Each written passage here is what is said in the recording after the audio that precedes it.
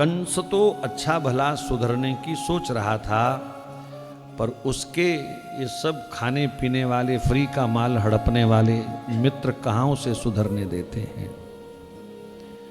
हमारा संग अगर अच्छा नहीं है तो हम कभी सुधर नहीं सकते। तजमन हरि विमुखन को संग। जीवन में आपको कहीं ना कहीं किसी ना किसी के साथ व्यवहार करना पड़ता है। कहाँ तक बचोगे? किसी के माथे पर तो लिखा नहीं कि अच्छा है कि बुरा। इसलिए संतों ने एक बड़ी पहचान बताई, अपने चारों तरफ देखो, किसका संग करना है किसका नहीं करना, सबका करो, लेकिन जो हरि विमुख लोग हैं, जिनके अंदर वैष्णवता का कोई चिन्ह नहीं है, संकेत नहीं है, व्यवहार नहीं है, ऐसे लोगों का तो बिल्कुल कदापि संग नहीं करना चाहिए। इनके संगत से बुद्धि में विकार उत्पन्न होते हैं। बुद्धि के अंदर जब विकार उत्पन्न होते हैं तो हमारे विचार प्रदूषित हो जाते हैं। विचार प्रदूषित होने से हमारा कर्म प्रदूषित होता है। प्रदूषित कर्म ही फिर हमारी आदत यानी पाप बन जाता है। लोक और परलोक दोनों नष्ट हो जाते हैं। तो कभी भी हरि विमुख लोगों का, अवैष्णव लोगों का संग नहीं करना, ये बहुत सावधानी का विषय है। कंस बेचारा अच्छा भला सुधरने की सोच रहा था, पर ये सब दारू पीने वाले इसके जो मित्र कहाँ सुधरने देंगे उसको। चिंता मत करो, हम किस दिन काम आएंगे। तेरे जैसा इतना बड़ा योद्धा छोटे से बच्ची की बात सुनकर के डर गया। क्या बोला था उसने? तुझे मारने वाला ब्रज में कहीं और पल रहा है। तो ब्रज तो छोटा सा ब्रज है, सब बच्चे मार दिए जाएंगे, चिंता मत करो। एकदम सब बच्चे मार दिए जाएं, 1 महीने तक के सब बच्चे मार दिए जाए। अभी कल रात की घटना है, लेकिन ये कायर डरपोक पापी लोग कहते 1 महीने तक के सब बच्चे मार दिए जाएं। इस कार्य के लिए उन्होंने पूतना को चुना। पूतना कंस की मुंहबोली बहन है, मायावी राक्षसी है, कोई भी रूप कोई भी आकार धारण करना जानती है। बड़ी खुश हुई, कहती है भैया चिंता मत करो, बस मैं तुरंत आपको निश्चिंत कर दूंगी, आप बिल्कुल मुझ पर छोड़ दो। तो कंसेन प्रहिता घोरा पूतना बाल घातिनी शिशुं चचार निघनन्ति पुरग्राम ब्रजादिषु। कंस की भेजी हुई पूतना ब्रजमंडल के गांव-गांव में घूमने लगी। थोड़ा सा संकेत समझने का प्रयास करें हम लोग इस कथा से। पूतना कौन है? जो भगवान को मारना चाहती है। मार तो नहीं सकती, लेकिन चाहती है। हमारे जीवन में ऐसा कोई भी व्यवहार जो हमारे भजन को मारना चाहता है, हमारे सद्विचारों को मारना चाहता है, हमारी पवित्रता को मारना चाहता है, वो हर व्यवहार पूतना है। चाहे वो खान पान है, चाहे वो हमारी बोलवाणी है, चाहे वो हमारा देखने सुनने का अंदाज है, चाहे वो हमारी मित्र मंडली है, चाहे वो हमारा व्यापार है। जिस भी संग से हम भगवान से दूर जाते हैं वो हर संग पूतना है। संतों ने अविद्या को पूतना कहा। अविद्या का मतलब जो विचार तुम्हें भगवान से दूर ले जाते हैं, जो व्यवहार तुम्हें भगवान से दूर ले जाते हैं, वो अविद्या है। वल्लभाचार्य जी ने पूतना को कहा ये वासना है, वासना। और बड़े बड़े पवित्र लोग भी कई बार वासना का शिकार हो जाते हैं। इस वासना का त्याग किए बिना भगवत प्राप्ति संभव नहीं है। वासना भोग विलास की, वासना रुपए पैसे की, वासना शोहरत की, ये भी वासनाएं हैं। और जब जीव वासना का शिकार होता है तो फिर भगवत प्राप्ति की चेष्टा उसकी बड़ी मंद हो जाती है अथवा नष्ट हो जाती है। तो पूतना वासना है, इनका त्याग जरूरी है, इनका मरना जरूरी है। पूज्य डोंगरे जी महाराज के शब्द बड़े महत्वपूर्ण हैं यहाँ पर। वो कहते हैं जैसे कांटे से कांटा निकलता है, जैसे लोहे से लोहा काटा जाता है, ऐसे ही वासना को भी वासना से ही काटा जा सकता है। यानी जो आसक्ति, जो मन का झुकाव, रुझान हमारा विषय भोग की तरफ है, वैसा ही मन का झुकाव हम ठाकुर जी की तरफ अगर जोड़ देवें, वैसे ही अगर ठाकुर जी के साथ अपने मन को जोड़ देवें, वासना भजन की और भजन करूं और भजन करूं, वासना संत सेवा की, गौ सेवा की, कि नहीं संत सेवा बिना, गौ सेवा बिना मुझे जल भी ग्रहण नहीं करना है, ये भी तो एक प्रकार की वासना है। जिद, जैसे विषय भोग के लिए आदमी जिद्दी हो जाता है, प्रवाह नहीं करता किसी की, निर्भीक हो जाता है, निर्लज्ज हो जाता है, संत कहते हैं ऐसे ही निर्लज्ज होकर के भजन करो, निर्लज्ज होकर के।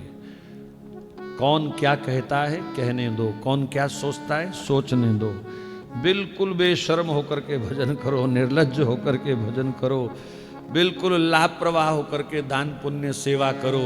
देखो फिर ठाकुर जी की कैसी मौज जीवन में बरसती है। तो वासना को वासना से ही काटना पड़ेगा, हम उसे नष्ट नहीं कर सकते। ये भी एक प्रकृति का, हमारे जीवन का अंग है, हम उसे नष्ट नहीं कर सकते, लेकिन उसका चैनल डाइवर्ट करना है, उसकी दिशा बदलनी है, उसका रूट चेंज करना है, और वो उस वासना को बिल्कुल वैष्णवता के साथ जोड़ना है, भगवान के साथ जोड़ना है। चलो देखते हैं ये पूतना क्या करती है। कई गांवों में पूतना घूमी और कई बच्चों की इसने हत्या करी, बच्चे मार मार करके झाड़ियों में फेंक देती है। और चलते चलते इसने गोकुल की तरफ मुख किया। इसे पता चला कि नंदराय जी के यहाँ भी पुत्र हुआ है। आज हमारे लाल जी की छठी है और नंद बाबा सुबह सुबह संध्या वंदन पाठ पूजा करके बहुत सारी मिठाइयाँ रथ में भरवा करके कंस के लिए चले गए। कहा यशोदा आज सब रिश्तेदार बधाई देने आएंगे, छठी है लाला की, और सब लोग हो सकता है कंस से मिलते हुए आए, क्योंकि कंस भी रिश्तेदार है। और उनके माध्यम से जब कंस को पता चलेगा कि हमारे यहाँ पुत्र हुआ है तो वो बिगड़ेगा, वैसे ही दुष्ट है वो, और वो बिगड़ेगा। इसलिए रिश्तेदारों से उसे पता चले तो मैं सुबह सुबह ही जाके उसके मुंह में 10-5 डिब्बे मिठाई के ठूसे आऊं, उसको मिठाई खिलाया आऊं। हम इसीलिए हर कथा में बोलते हैं, ये जो नखरे वाले रिश्तेदार हैं इन्हें 2-4 डिब्बे सबसे पहले पहुंचाने चाहिए, दूसरों की चिंता नहीं है, वो मने ही हुए हैं। जो नखरे करने वाले, रूठने वाले जो फूफा होते हैं, इनको सबसे पहले मना लेना चाहिए, नहीं तो ऐन वक्त पर आकर के ये विघ्न उपस्थित करेंगे महाराज। रूठने वाले बोला, आपको थोड़ी बोला आप तो बैठे हुए हैं रूठने वाले फूफा, मुंह फुलाने वाले, बात बात पर नुक्ताचीनी करने वाले, इनको केवल अपनी अहमियत चाहिए कि हमें आगे रखो। करना कराना इन्होंने कुछ नहीं होता, कंस करता कुछ नहीं है, बस मेरी सुनो, मेरी सुनो। अस्तु, तो नंद बाबा तो चले गए गोकुल से मथुरा। इधर जैसे ही नंद बाबा गए बाहर, गोकुल में पूतना का प्रवेश हुआ। पूतना है तो राक्षसी, बड़ी बदसूरत है, कुरूप है, लेकिन ये जो वासना होती है ना, ये सौंदर्य में ही आती है। पूतना ने बड़ा सुंदर स्वरूप धारण किया। लिखा है कांचन गौर वर्ण, बड़ी बड़ी आंखें, पतली सी कमर, माया से निर्मित रत्नाभार, बड़े सुंदर सुंदर हीरे मोतियों के हार, बड़ी सुंदर चमकीली करधनी, काली घनी लंबी चोटी फूलों से गुथी हुई, और इंद्रधनुष रंग की साड़ी इत्यादि पहने हुए बड़ी मटकती हुई मस्त चाल से ये गोकुल की गलियों में घूमने लगे। बेचारे भोले भाले ब्रजवासी। अच्छा पूछा नहीं बहन जी आप कौन है, कहाँ से आई, ऐसे ही मन में ही अंदाजा लगा लिया, अरे अरे हमारे लाला की छठी है, बैकुंठ से लक्ष्मी आई है बधाई देने। बस आज भी लोग इस मामले में मार खा जाते हैं बढ़िया सूट बूट देख करके हम समझते हैं कि कोई बड़ा आदमी आया है, बढ़िया गाड़ी हो, बढ़िया सूट बूट हो, और हम समझते हैं कि बड़ा आदमी है। बड़ा ना कोई पैसे से होता है ना गाड़ी बंगले से होता है। जिसका दूसरों के प्रति व्यवहार अच्छा है बड़ा वही होता है। ना रेशमी रुमालों से ना कीमती दुशालों से बंदा पहचाना जाता है सिर्फ आमालों से। उसका आचरण कैसा है, उसका व्यवहार कैसा है। लक्ष्मी आई, लक्ष्मी आई, बच्चों ने शोर मचा दिया गली गली। इधर मां का दूध पीते हुए ठाकुर जी के कान में ये लक्ष्मी शब्द कहीं आ गया। भगवान ने सोचा लक्ष्मी का तो ब्रज लीला में कोई रोल ही नहीं। आज भी भांडीर वन बैठी है उधर परली पार, अंदर नहीं, आज तक नहीं आने दिया ठाकुर जी ने। बैठी तप कर रही है, प्रभु हमें भी वृंदावन में कोई स्थान दे दो। कोई लक्ष्मी जी का मंदिर यमुना के इधर नहीं है, दाईं ओर नहीं है। तो बोले ब्रजलीला में तो लक्ष्मी का प्रवेश नहीं है, तो ये कहां से आ गई? कहीं हमारा बाल स्वरूप देखने के लिए ललायित तो नहीं हो गई? जरा देखूं तो आंख बंद करके ध्यान किया, अरे ये तो डुप्लीकेट माल है, ये तो पूतना है। महाराज पूतना ने भगवान को भी चिंता में सोच में डाल दिया। रूप बनाया मेरी पत्नी का और आई है मुझे स्तनपान कराने, यानी काम करना है माँ वाला, रूप बनाया पत्नी वाला। अब किस रूप में देखूं इसे, माँ समझूं कि पत्नी समझूं? तो याद रखना महाराज, ये जो डुप्लीकेट लोग होते हैं ना, भगवान इनको देखना ही पसंद नहीं करते। पूतना के लिए भगवान का पहला डिसीजन क्या था कि मुझे पूतना देखनी ही नहीं, इसकी शक्ल नहीं देखूंगा। आज भी मैं सावधान करूं सबको। वृंदावन में बहुत सज धज करके कौन आई थी? बोलो, कौन आई बहुत सज धज करके? पूतना। तो यहां ज्यादा सज धज कर नहीं जाना ठाकुर जी के सामने, बड़े आराम से जाओ, बहुत नाटक नहीं करने। मैं तो थक गया लोगों को समझा समझा करके। महाराज सुबह नहा के जो पानी से भी टीका नहीं करते, यहाँ पूरा माथा पुतवा के घूमते हैं बिहारी जी की गलियों में। गाल पे भी लिख दे, यहाँ भी लिख दे, खोपड़ी पे भी लिख दे, राधे राधे। मतलब लोगों को लगे कि हमसे बढ़िया कोई संसार में भक्त पैदा ही नहीं हुआ आज तक। ऐसे सब नकली भक्तों को देखते ही ठाकुर जी आंख बंद कर लेते हैं जोर से। उनको पसंद ही नहीं है बनावट। मैं तो भलो बुरो जैसो तैसो तेरे द्वारे आन पर्यो। भलो बुरो जैसा भी हूं वो हमें स्वीकार करने के लिए तैयार है, नाटक करने की जरूरत नहीं है। अगर यहाँ के पुराने संतों की हम परंपरा देखें, जब यहाँ श्रीपाद बाबा, उड़िया बाबा इत्यादि इत्यादि महापुरुष सशरीर विचरते थे, हरि बाबा, ये सब महाराज मुंह सिर लपेट करके कपड़े से, ताकि हमको कोई पहचाने ही ना, दिखना तो दूर हमें कोई पहचाने ही ना।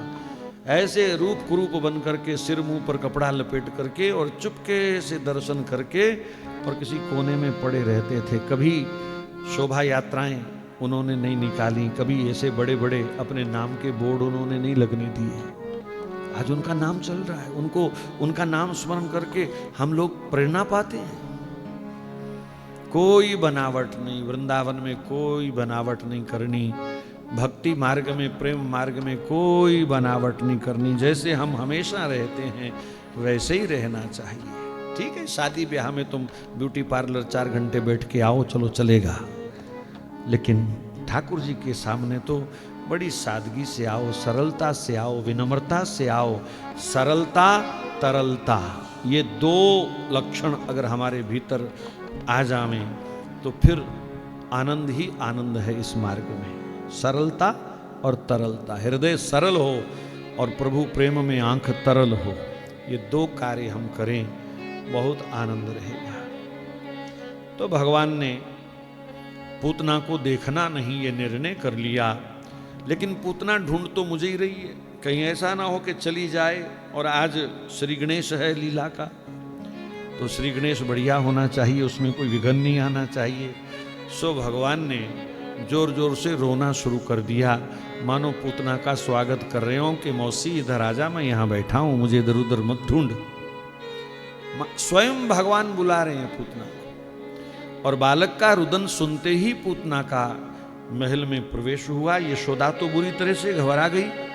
अभी अभी अच्छे भले थे लाल जी, एकदम इनको ऐसा क्या कष्ट हो गया जो ये रोने लग गए। पेट देखा, माथा देखा, पैर देखे। महाराज कोई समय था जब माताएं शरीर का, पेट का, माथे का स्पर्श करके समझ जाती थी कि बच्चा बीमार है कि स्वस्थ है। आजकल स्पर्श करके डॉक्टरों को भी नहीं पता चलता, ये टेस्ट कराओ वो टेस्ट कराओ। सारा व्यवसाय बस पैसे के लिए बर्बाद हो गया। कला तो किसी के अंदर रही ही नहीं। उसने देखा पेट नरम है और माथा हल्का हल्का गर्म है, हल्का हल्का माथा ठंडा, पैर हल्का हल्का गर्म है। ठीक है, ये तो स्वस्थ ठीक है, फिर रो क्यों रहा है लल्ला? अब मां को क्या पता ये पूतना को बुला रहा है, मौसी को बुला रहा है।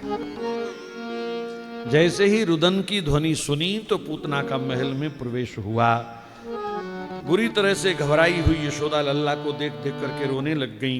पूतना ने हाथ बढ़ाए और कहा, ला बहन, लल्ला मोए दे दे, मैं बच्चे पालने का बड़ा अनुभव रखती हूं, तेरे लाला को अभी शांत कर दूंगी। महाराज पूतना की तरफ तो यशोदा ने देखा नहीं। सारा गोकुल जिसको लक्ष्मी मान रहा है, यशोदा ने तो देखा तक नहीं उधर। उसका ध्यान तो लाला में है और उसने झटपट लाल जी को आगे कर दिया।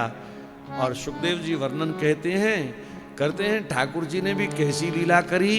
पूतना का हाथ लगते ही ऐसा व्यवहार किया कि मानो असली मां यही है। एकदम शांत, एकदम शांत, प्रसन्न मुद्रा में पूतना के हाथों में आ गए। यहां समझना पड़ेगा, पापी से पापी जीव को भी भगवान अपना प्यार देने के लिए तैयार है। पर भगवान का प्यार पाने के बाद कोई सुधरे तो। अब आपको कैसे पता चले कि भगवान ने हमें अपना प्यार दिया कि नहीं दिया? इस कथा पंडाल में बैठे हुए जितने भी रसिक वृंद हैं, इनके लिए तो कोई प्रश्न चिन्ह ही नहीं है। आप वृंदावन बैठे हैं तो यही सबसे बड़ा प्रमाण है कि ठाकुर जी ने आपको अपना प्यार दिया है। आप भागवत जी की कथा में बैठे हैं, ये भगवान का प्यार है। किसी संत महापुरुष का संग मिले, ये भगवान का प्यार है। साधु महात्मा की, गौ माता की सेवा मिले तो समझो ये भगवान का प्यार है। तो भगवान तो हर पल हम अपने प्यार दे रहे हैं, लेकिन हम ही ऐसे दुर्बुद्धि हैं जो भगवान का प्यार ठुकरा करके और संसार की माया में फंसते जाते हैं। पूतना को चाहिए था, भगवान ने तुम्हें गले से लगा लिया, तेरे गले से भगवान लिपट गए। छोड़ दे पाप। भगवान का प्यार पाने के बाद तो पाप छूटे, वृंदावन आ जाने के बाद तो पाप छूटे, सत्संग रसिक संग मिलने के बाद तो पाप छूटे। अगर ये सब होने के बाद भी पाप में रुचि बनी हुई है तो हम ठाकुर जी के आशीर्वाद का तिरस्कार कर रहे हैं, उनके प्यार का अपमान कर रहे हैं। वृंदावन बैठ के भी कोई दारू पीवे, वृंदावन बैठ करके भी कोई दूसरे तीसरे गीत गावे। मैं तो यहां तक कहूं, वृंदावन के आराध्य ठाकुर को देख करके कलयुगी पाखंडी गुरुओं के पीछे भागे, जिनके जीवन में केवल पाखंड है, जिनके जीवन में केवल व्यक्ति पूजा है, जिनका राधा माधव से कोई संबंध नहीं है। आज भी अगर हम उन गुरुओं के चेले बने हुए हैं तो ब्रजवास का ये बहुत बड़ा तिरस्कार है।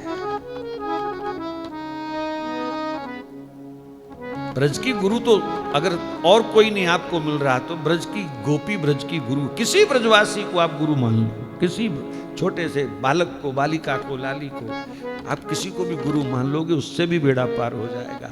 लेकिन वृंदावन रह करके भी कलयुगी ढोंगी, अपनी पूजा करवाने वाले, अपने बड़े बड़े चित्र लगवा करके अपनी शोभा यात्राएं निकलवाने वाले जो पाखंडी हैं, जिनका राधा नाम से कोई संबंध नहीं, गोविंद नाम से कोई संबंध नहीं, अगर यहां बैठ करके आज भी हम उन्हीं को पूज रहे हैं तो चिंता मत करो, जिस नरक में वो बैठे हैं वहीं आप जाओगे। व्यक्ति अपनी पूजा करवाने वाला नरक में ही जाता है। जहां केवल गुरु पूजा है, केवल। जय हो।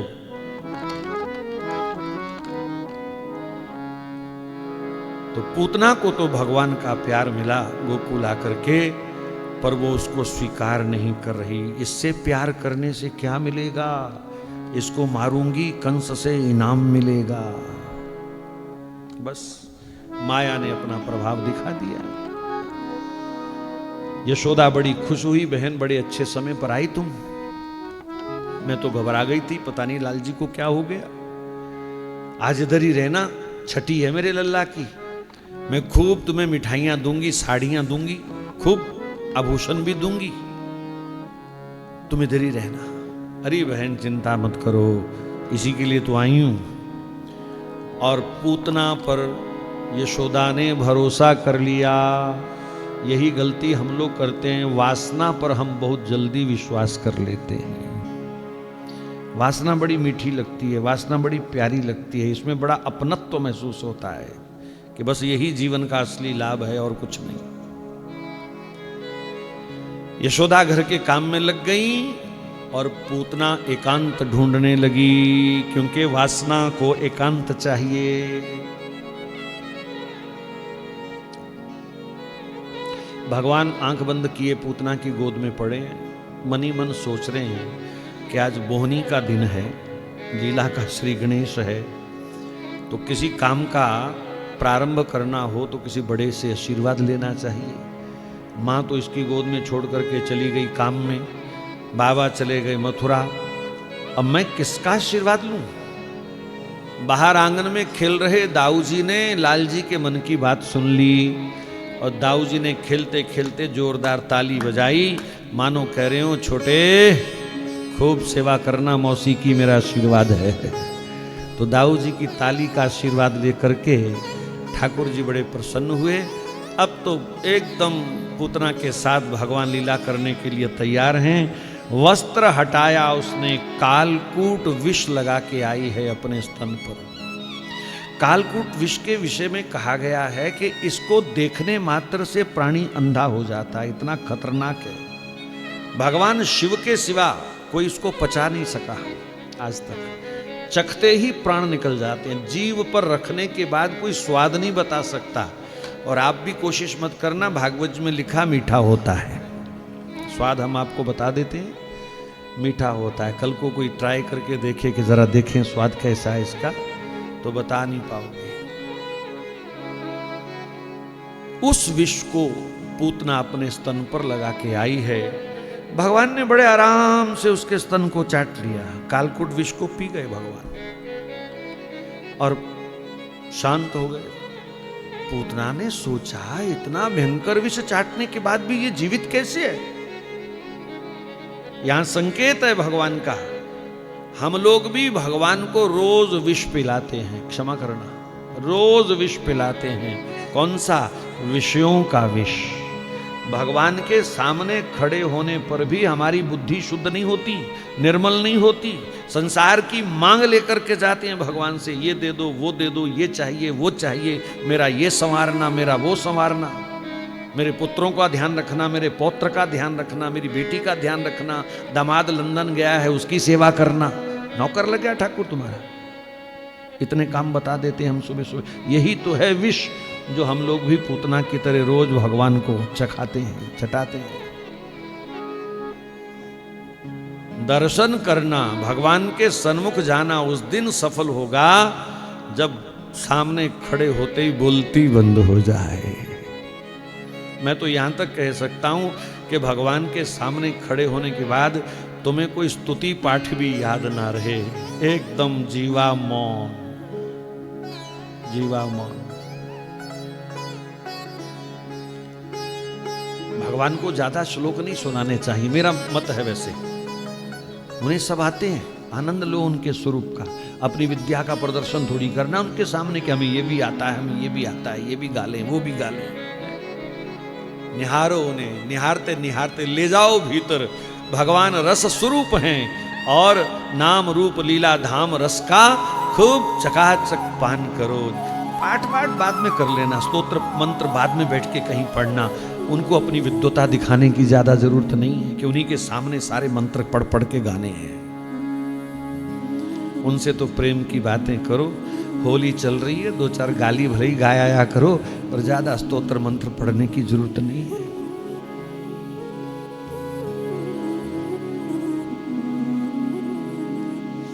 ठाकुर जी को राधा नाम अति प्रिय है।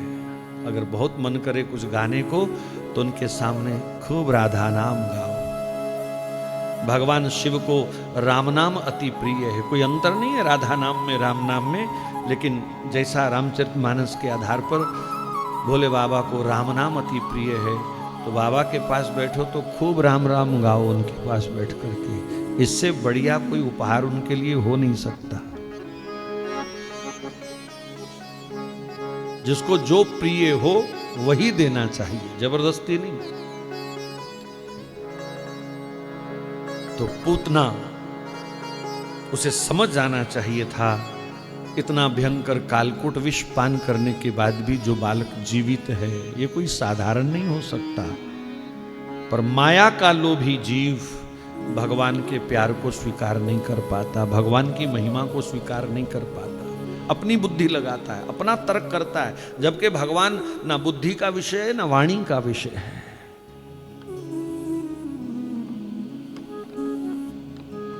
एक घूंट में भगवान ने विष पिया, दूसरे घूंट में उसका दूध पिया, और जब पूतना नहीं सुधरी, नहीं मानी प्यार से, तो तीसरे घूंट में भगवान ने उसके प्राण खींच लिए। स्तन मार्ग से ही, छाती से ही उसके प्राण जब बाहर की ओर आने लगे, भयंकर पीड़ा हुई उसको। छाती मानो चीर दी हो किसी ने। प्राण, पापियों के प्राण बड़ी मुश्किल निकलते हैं, बहुत कष्ट होता है पापियों को मरते समय। हजारों बिच्छुओं के डंक की पीड़ा होती है। तो पूतना के प्राण जब छाती मार्ग से बाहर आने लगे, वक्ष से, तो भयंकर दर्द हुआ उसको। जोर जोर से चिल्लाई, मुंच मुंच, छोड़ दे छोड़ दे। भगवान मनी मन कह रहे अभी 6 दिन का हुआ हूं, पकड़ना सीखा है, छोड़ना नहीं सीखा। थोड़ा बच के रहियो इनसे, जिसको पकड़ लेते हैं छोड़ते नहीं है। कुंडियां बहुत हैं इनके पास। इनका नाम क्या है? कृष्ण, कुंडी वाला क, नीचे री, वो भी कुंडी वाली, आगे वो आधा श, वो भी कुंडीदार, आगे अण, वो भी कुंडीदार। कहीं ना कहीं तो फंसोगे। हम गांव में बचपन में रहते थे तो कुएं पे नहाने जाते थे तो बाल्टी गिर जाती थी कभी कभी, तो कुंडी लानी पड़ती थी। तो कुंडी को ऐसे ऐसे घुमाते थे, वो बाल्टी कहीं ना कहीं फंस जाती था, उसका कुंडा काबू आ जाती थी। तो महाराज ठाकुर जी ने भी कुंडियां रखी हुई हैं। देखो कैसे फंसा फंसा के सब गलियां भरी हुई हैं ठाकुर जी ने, बाजार भरा हुआ है, सबको पटा पटा के ला रहे। चलो वृंदावन। अस्तु, चिल्लाई पूतना, और जैसे ही उसको पीड़ा हुई, वो जो नकली स्वरूप का उसने अनुसंधान किया था वो टूट गया और असली पूतना प्रकट हो गई। जैसे रंगमंच पर अभिनय करते वक्त उस कलाकार को याद रखना पड़ता है कि मैं क्या बना हुआ हूं, उसके अनुसार ही वो व्यवहार करेगा। अगर अपने किरदार को भूल करके वो अपनी असली रंग में आ जाएगा तो फिर नाटक थोड़ी होगा, वो तो सारा भेद खुल जाएगा। तो ऐसे ही ये डुप्लीकेट लोग जो होते हैं, इनको याद रखना पड़ता है कि हम क्या बने हुए हैं। तो जैसे ही पीड़ा हुई तो मैं क्या बनी हुई हूं वो उसको याद नहीं रहा, और उसका असली स्वरूप प्रकट हो गया। कज्जल की काली पहाड़ी हो जैसे, ऐसे काला कलूटा उसका बड़ा स्वरूप, काले घने बाल और मीटर मीटर लंबे उसके नाखून, 1-1, 1.5 इंच तो आजकल भी देवियां रखती हैं, अपने ना हो तो बाजार से लगवा के आती हैं। पूतना बनने का शौक बहुत है लोगों को, तो लंबे लंबे उनके नाखून। और जैसे आंधी आने पर पेड़ टूट जाता है और नीचे ठूंठ खड़ा रहता है तीखा सा, ऐसे पेड़ के ठूंठ जैसे उसके तीखे तीखे पीले पीले दांत, लंबे लंबे। और जब चीखती है तो मानो छाती फट जाए सुनकर के, ऐसा भयंकर चीत्कार उसने किया और लालजी को लेकर के आकाश में उड़ गई। यशोदा ने जैसे चित्कार सुना दौड़ के भाग के आई। अरे मैंने किस पर भरोसा किया, ये तो मेरे लाल जी को लेकर के उड़ गई, ये तो पूतना है। हल्ला हो गया, सब ब्रजवासी दौड़े, पकड़ो मारो, कौन पकड़े कौन मारे। पूतना तो आकाश में उड़ रही थी। मां यशोदा तो वहीं मूर्छित होकर के गिर गई। भगवान ने जोरदार झटका दिया, पूतना के प्राणों का हरण कर लिया और आकाश से कटी पतंग की तरह पूतना एकदम बेजान बेडोल धरती की ओर जब आने लगी। तो रास्ते में ठाकुर जी को बड़ी चिंता हुई कि इतनी लंबी चौड़ी पूतना का संस्कार कैसे होगा, बहुत लकड़ी चाहिए। तो ठाकुर जी ने घुमा करके पूतना को कंस के बगीचे पर फेंका जा करके। बहुत बड़ा बगीचा था, सैकड़ों पेड़ पूतना के नीचे, संस्कार की लकड़ी का भी ठाकुर जी ने प्रबंध कर दिया ताकि मेरे ब्रजवासियों को ज्यादा तकलीफ ना हो। नंद बाबा की बहन सुनंदा पूतना की छाती पर चढ़ गई। देखो जी, भगवान से मिलना है ना तो वासना की छाती पर तो चढ़ना पड़ेगा, उसको अपने ऊपर नहीं चढ़ने देना। वासना की छाती पर हमको पैर रखना पड़ेगा, उसे दबाना पड़ेगा। मार्ग दलदला जरूर है, लेकिन अगर लक्ष्य भगवान होगा, क्योंकि अब किसी के पेट पर तुम चलोगे तो आराम से थोड़ी चल पाओगे, कोई हार्ड थोड़ी है पेट के, उसके ऊपर आराम से तुम गाड़ी दौड़ा लोगे, फिसलेगा, दबेगा, गिरने की बहुत संभावना है। यही है वासना का मार्ग, बड़ा दलदला है, गिरने की बहुत संभावना है। लेकिन लक्ष्य अगर ठाकुर जी की प्राप्ति है तो तुम उस दलदले मार्ग पर भी चल करके वहां तक पहुंच ही जाओगे।